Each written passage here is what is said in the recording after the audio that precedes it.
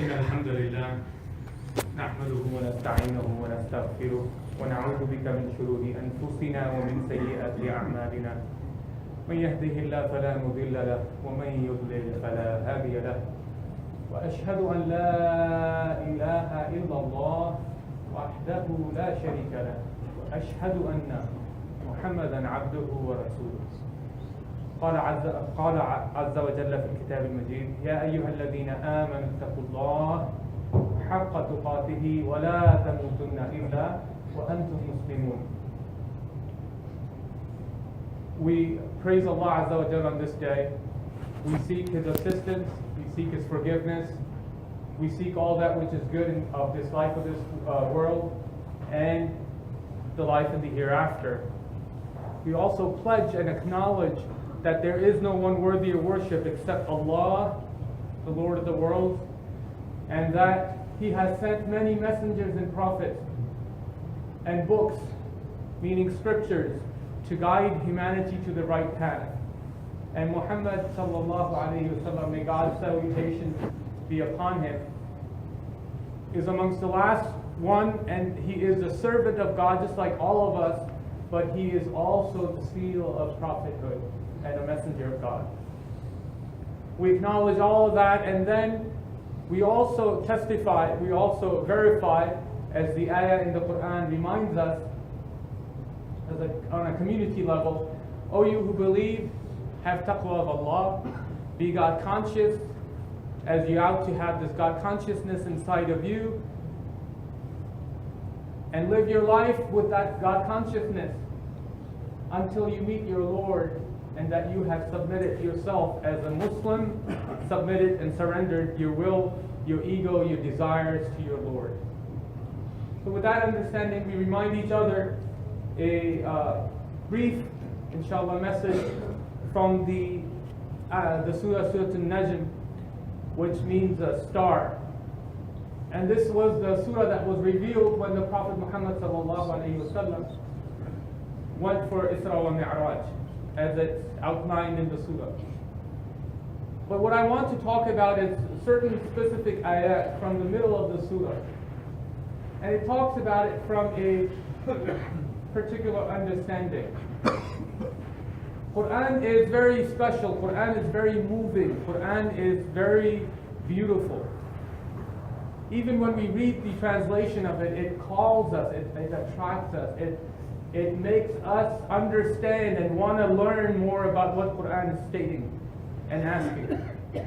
So the Quran asks a question, a simple question. أَفَرَأَيْتَ الَّذِي تَوَلَّى? Have you seen someone who has turned away? أَفَرَأَيْتَ الَّذِي تَوَلَّى? Have you seen this individual? And what is his or her description, right? Characteristics? وَأَعْطَى قَلِيلًا وَأَكْدَى. He gave little and he stopped. Or she gave little and she stopped. He became stiff. It's like, I had enough. أَعِنْدَهُ عِلْمُ الْغَيْبِ فَهُوَ يَرَى. Does he have the knowledge of unseen that he sees? That he is aware of what is happening?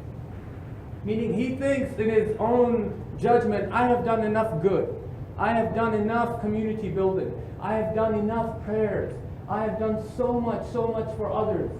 And this individual stops and doesn't continue the life. As Quran is asking, one question after another. وَأَعْطَى قَلِيلًا. And he gave little. He thought he gave a lot perhaps.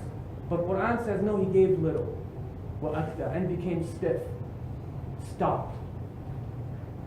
And then the Quran continues to ask us the same question. أَعِنْدَهُ عِلْمُ الْغَيْبِ فَهُوَ يَرَى أَمْ لَمْ يُنَبَّأْ بِمَا فِي صُحُفِ مُوسَى وَإِبْرَاهِيمَ الَّذِي وَفَّى. Does this person actually has the knowledge of the unseen? Meaning what's going to happen on the day of judgment? Does he or she know that he has done enough to qualify for a better place in the hereafter? There's more work to be done, brothers and sisters. We must continue We must continue the daily prayers, the zakah, the purity, the purification of the soul, the purity of our money, our wealth, the coming to the masjid, the Ramadan celebrations. We must continue on a community level too. But Allah is asking this individual, right? Do you have the knowledge of the unseen, that you have done sufficient work for you hereafter? And then He says, Allah Subhanahu Wa Ta'ala, so Quran appeals to you. It asks questions. It appeals to your reasoning. And it also backs it up with the books that Allah Subhanahu Wa Ta'ala has sent. History, right? So the facts are clear. How about, have the story of the Musa has reached you? Don't you remember Musa alayhi salam? And what's the context? It's the people of Arabia. It's the Meccans, it's the Quraysh who know Musa alayhi salam. They have heard of Musa and Fir'aun. And then Allah Subhanahu Wa Ta'ala, He says, reminds them again with another personality that they're very proud of. And we're very proud of Ibrahim. Wa Ibrahim alladhi waffa. Abraham, who actually fulfilled his pledge to God. He fulfilled his duty. But what about your duties? What about your obligations? What about your responsibilities? And it all starts with taking care of yourself, your prayers, your ethics, your morality, your conduct, your tongue, your speech, your eyes, your ears need to be taken care of in a moral, ethical way. And Allah Subhanahu Wa Ta'ala did not reveal in His noble book anything that was unreasonable for people to say, oh, how could God say this? Everything leads to purity of our heart. That's what this book is all about. Purification of our soul. Purification of our behavior. Purification of our tongue, our speech. Purification of our community. Purification of our relationships with one another. So the Quran asks these questions. Haven't you seen these two role models? Because Ibrahim alayhi salam is uswatun hasana. The two people that they use the word of the Quran uses the word uswatun hasana, the beautiful role model, Prophet Muhammad and the Prophet Ibrahim alayhi salam. And I'm going to ask the brothers to actually move up, inshallah, because there are more people waiting on the side. Fill in the gaps, please, and move up as we can, inshallah. So Ibrahim alayhi salam, he is a role model for us. Musa alayhi salam, his name is mentioned the most in the entire book of God, in the Quran. Why? Because he is also a role model for us. And they went through a lot of tests, and they went through a lot of. Imagine going the worst person in the entire history of the mankind, Pharaoh. He went against that individual. So Allah Subhanahu Wa Ta'ala reminds us your obligations, your responsibilities, and it all starts with me. There was a story of an old man. He said he was giving a lecture or a life lesson to a young man who just recently had graduated from the school. And he said to that young man, when I was at your age, I used to think I was going to change the world. But don't ever make that mistake. You know what happened? I graduated college or I graduated school, and I said, world is a big place to change. So let me change things in my country. And then some time passed and I got married and had kids, and said, America is a big place. And he said, let me change things in my town, my locality, my township, my borough that I live in. And he said, I had kids, and then I had to send them to college. I got really busy with sending them to college and finance and everything else, and weekends and parties and work and overtime, till a point where I thought the town was a big place. Let me change things in my neighborhood.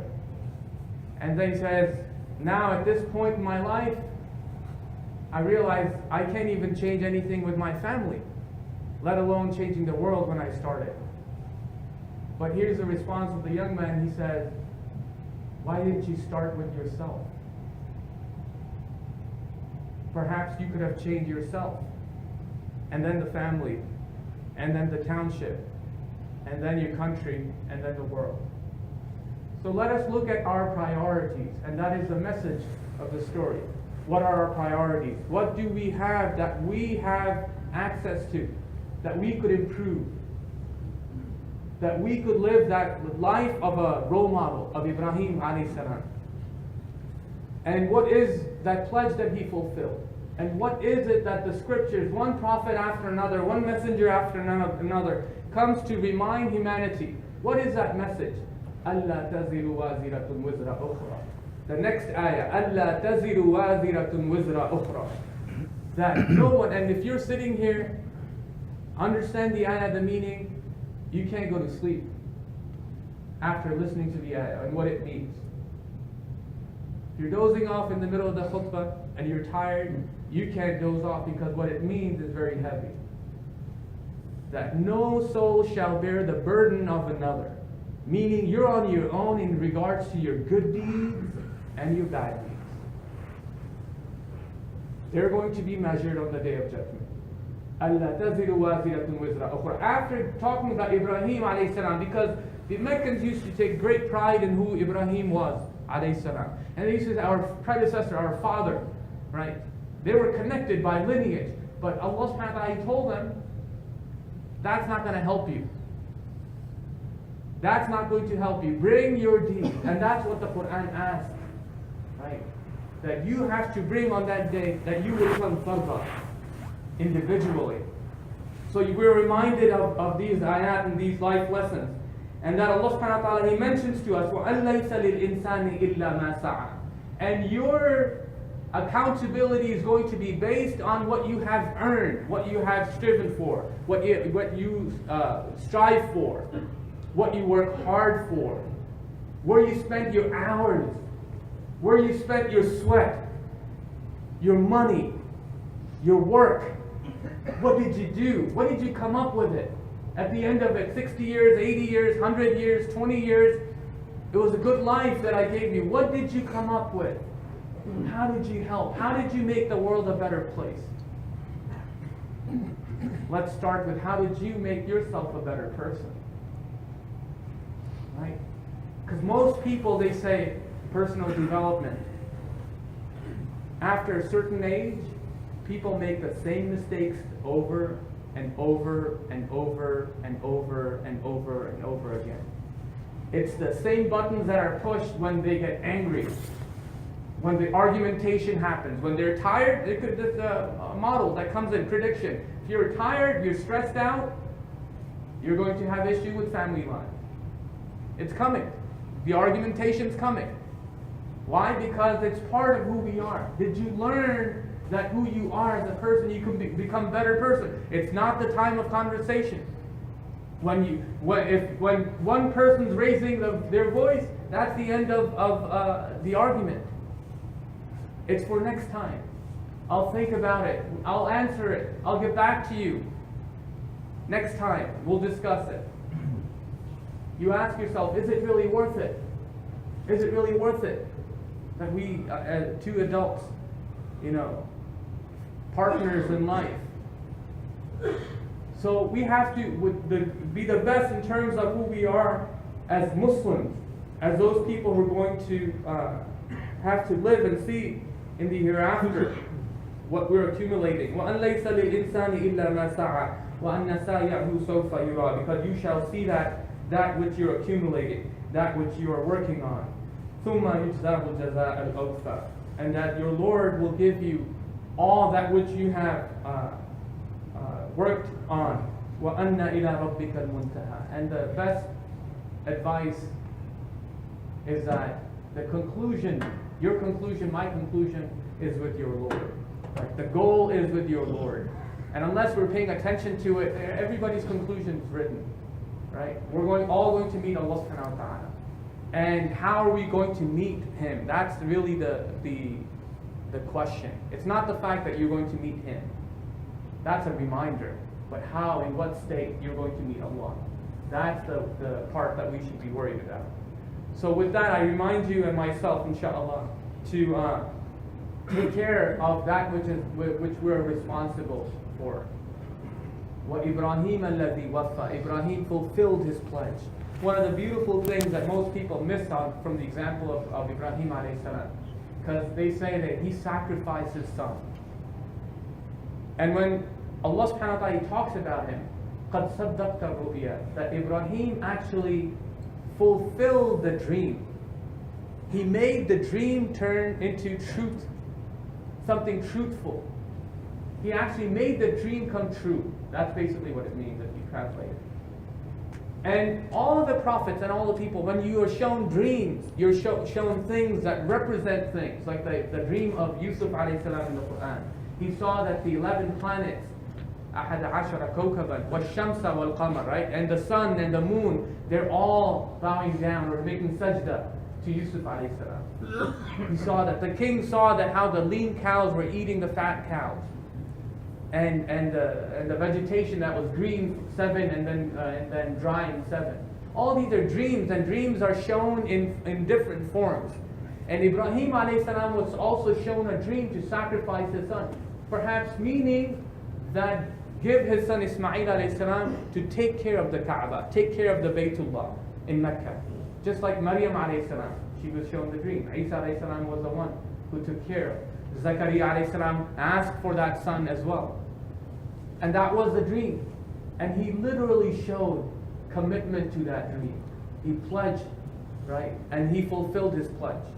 Allah asked him to just fulfill that sacrifice his son by making sure that your son takes care of the house of God. Meaning his life is going to be a life of a servant who's going to take care of the house of God.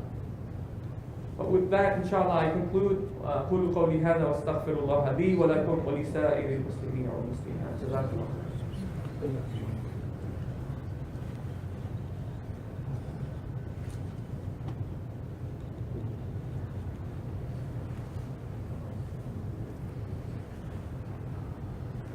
بسم الله والصلاة والسلام على رسول الله. اللهم اغفر لنا وارحمنا برحمتك يا أرحم الراحمين. We're reminded from the Book of Allah that the time is limited, and there are many things we could focus on, but I want to focus briefly on our relationships. Today's khutbah, as our children from Nur Liman are here, and the adults who are here from work, I want to just remind you of a few things that our relationship, first with Allah, obviously, and then our relationships with one another, as a parent, as a son, as a brother, sibling, as a husband or wife, right? All these are dependent on certain things. One, right, the first thing, the stronger the relationship, the bigger the sacrifice. Look at Ibrahim alayhi salam. Stronger the relationship, how big is the sacrifice? Right? And we should ask one another, right? How is my relationship with my parents? What are the sacrifices, not they're making, but I am making? What is my relationship with my children? Not the sacrifices that they're making, but what are some of these sacrifices that I am making? Right? And same thing with our life partners, right? Our spouses. What are some of the sacrifices that and you could just, the sacrifice part, you could just look at the hours spent, right? The time spent. And the best thing we could give, right, for young people who are here, and elderly, if we have our parents who are alive, the best thing we could give to our parents are hours just sitting with them and listening to them. That's the best thing we could give. Really, it's not even the financial stuff. The best thing is to spend that time with them that they're seeking from us. And all of it falls under relationship. So sacrifice, the bigger the sacrifice, the better the relationship. And that goes same with Allah Subhanahu Wa Ta'ala and our relationship. Am I sacrificing my night sleep? Am I sacrificing my time during the day to go to the masjid or to worship Him on a regular basis? Am I sacrificing my time and my hours in opening up the book of Allah? Second, communication. Right? This is the reason why we're given this beautiful way of making dua. Right? That's our communication with Allah. And salah is all of it, as you could ask dua in any part of the salah. Right? After al-Fatiha, before al-Fatiha, between al-Fatiha, right? In ruku, in sujood, between ruku and sujood. right? Before your prayers, after your prayers. You can make dua in any time in the salah. And salah is, a part of it is to connect you to Allah. Most people see salah as a mechanical thing. Oh, I gotta do my, six, what do you call it? Or 612, type hitting my head on the floor. Or bending over and stretching myself. That's what it comes down to for a lot of people. But salah is your connection. If you're not making that connection with Allah, we have to really think about what we're doing in our daily prayers. So again, communication. And how do we communicate with our spouses? Right? Does it start with, can you help me out? Right? Does it start with, I have a favor to ask? Or does it start with dictating the demands? Does it start with, did you take care of this? Have you done that? I told you this. Why didn't you take care of that? Right? Does it start with that? So we have to start thinking about these. What is the way we communicate with our family members? Number 3, patience. Like anything, patience is required in any relationship. They said dua didn't get accepted. Dua didn't get accepted. I've been making dua for the last 10, 20 years. Didn't get accepted. That is the answer to your prayer. He said, you ask. He didn't say, you tell me what to do and I'll deliver. Right? Remember the relationship. Right? Who is the abd and who is the Lord? Right? Who is the abd and who is the Lord? Well, sometimes we forget. We make dua and thinking, I commanded Allah. He didn't deliver it to me. Astaghfirullah. Right? And so we have to be a little humble. And that is the reason why the Prophet ﷺ, he would speak istighfar 70 times a day, 100 times a day. Oh Allah, forgive me. Humility, that's what he's showing to us. And this is what we have to remember in our relationship with our spouses. I forgot, I'm sorry. We'll do it next time. You know what? Your way, we'll make it happen. I'll make you happy. You're right, I'm wrong. Right? Humility, humbleness. Where does it come from? It comes from that teaching of seeking tawbah and istighfar, returning back to Allah Subhanahu Wa Ta'ala. And the last one, inshallah, that I will mention after patience is trust. Building that relationship based on trust. And when we build that relationship, right, the years that go by should become stronger. That trust should be stronger.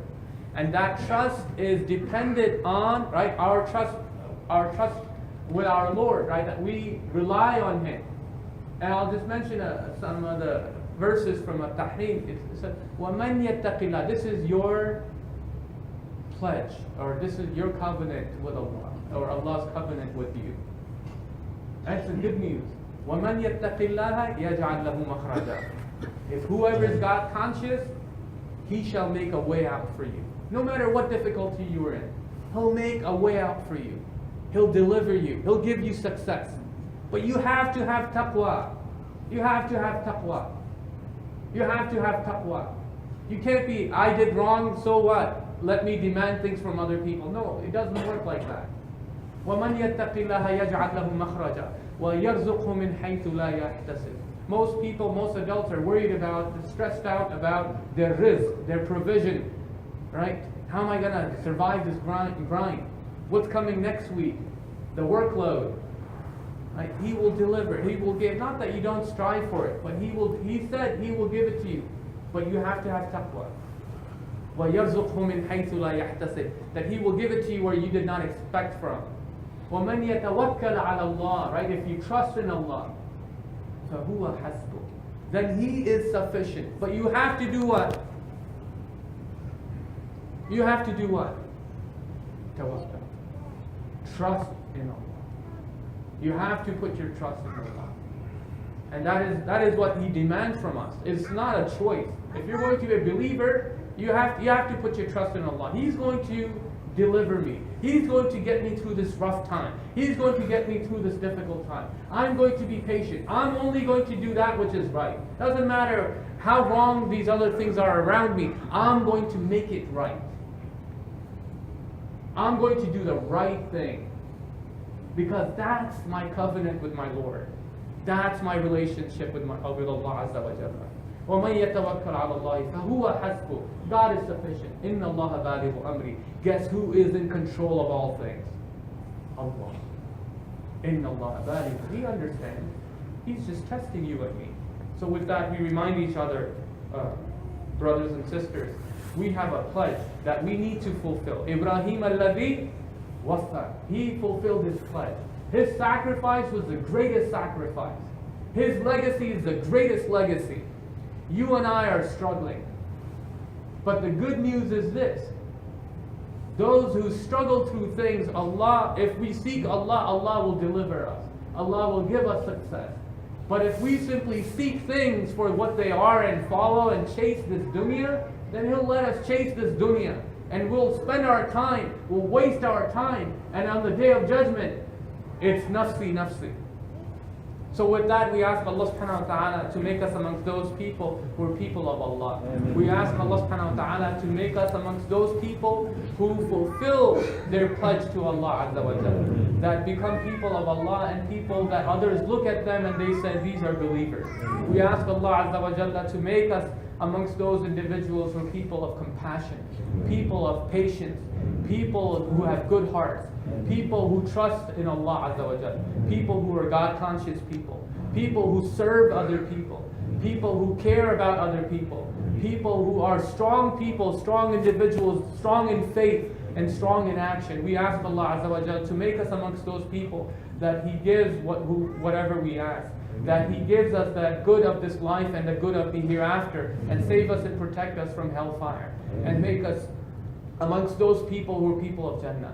ربنا آتنا في الدنيا حسنة وفي الآخرة حسنة وقنا عذاب النار ربنا ظلمنا أنفسنا وإن لم تغفر لنا وترحمنا لنكونن من الخاسرين اللهم اغفر المسلمين والمسلمات الأحياء منهم والأموات برحمتك يا أرحم الراحمين وأقيم الصلاة